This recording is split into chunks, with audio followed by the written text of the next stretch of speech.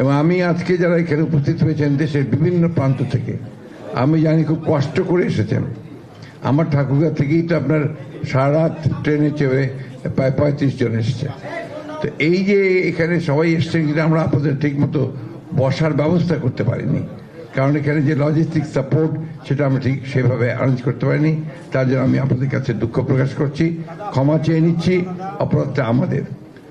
এরপরে আমাদের যে দুর্গোৎসব আসছে, সেই দুর্গোৎসব শান্তিপূর্ণভাবে আমাদের চ্যানেল মধ্যে যেটা বললেন পালন করার পরে আমরা আবার যখন মিলিত হব, সেই সময় যেন আমরা অত্যন্ত সুন্দর করে আরো বড় পরিসরে সুন্দর জায়গায় কমফোর্টেবলি যেন আমরা সেই মত বিনিময় করতে পারি, সেই কাজ আমরা করবো অবশ্যই। সব শেষে আমি যে কথা আপনাদেরকে বলতে চাই, আমি ঠাকুরগাঁও গিয়েছিলাম 2 দিন ধরে। আমি প্রায় 6টা জনসভা করেছি, একটা স্পেশাল আপনার সভা করেছি শুধুমাত্র আপনাদের সম্প্রদায়ের প্রতিনিধি। একটা কথাই আমি পরিষ্কার করে তাদেরকে বলেছি, যেটা আজকে আমাদের চেয়ারম্যান সাহেব বললেন, যে বিএনপি রাজনীতি হচ্ছে আপনার সকলকে ইনক্লুসিভ পলিটিক্স। আমরা সকলকে নিয়ে রাজনীতি করি। আমাদের দলের প্রতিষ্ঠাতা শহীদ প্রেসিডেন্ট জিয়াউর রহমান ওই একই রাজনীতি করেছেন। আজকে অত্যন্ত পরিকল্পিতভাবে একটা চক্রান্ত শুরু হয়েছে।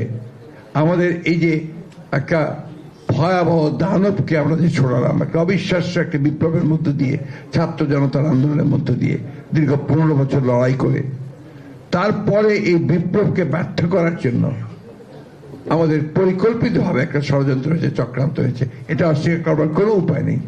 এবং দুঃখজনকভাবে এটা আপনাদেরকে জড়িত করে করার চেষ্টা করা হয়েছে, যেটা আমরা সবসময় আপত্তি জানিয়েছি।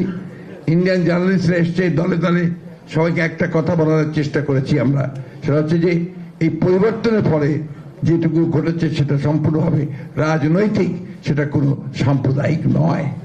আজকে আবার একই চক্রান্ত শুরু হয়েছে পার্বত্য চট্টগ্রামে। দেখুন, জিনিসগুলোকে বিচ্ছিন্ন করে দেখবেন না।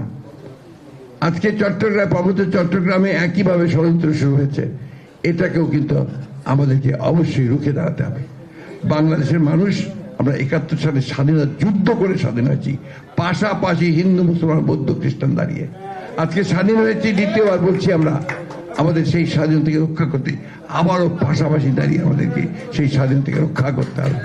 এখানে যারা চক্রান্ত করছে তাদেরকে আবারও পরাজিত করতে হবে, সকলে ঐক্যবদ্ধভাবে। বন্ধুগণ, এই আহ্বান জানিয়ে আজকে আসুন আমরা ভবিষ্যতে যেন সত্যিকার অর্থেই একটা সেই রেইনবো নেশন বাংলাদেশকে যেন আমরা নির্মাণ করতে পারি।